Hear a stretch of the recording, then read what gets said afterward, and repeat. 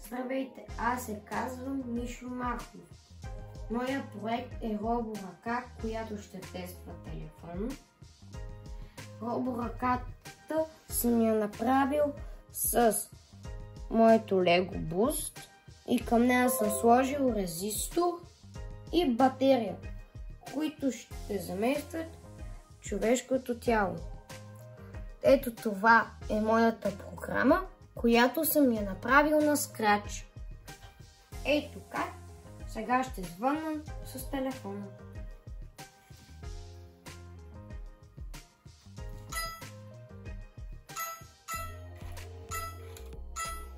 И ето сега затварям. Прикрепяме накрайника на таблета към накрайника на робота и ги изгладяме.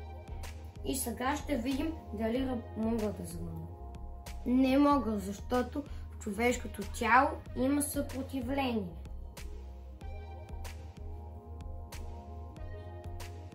Това означава, че трябва да добавя на показалеца съпротивление.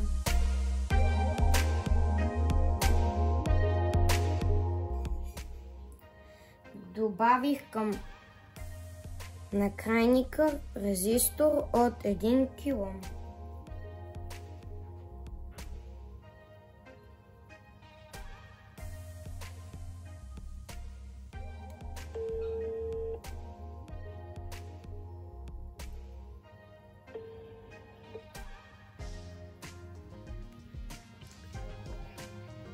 Сега ще го добавя към робота.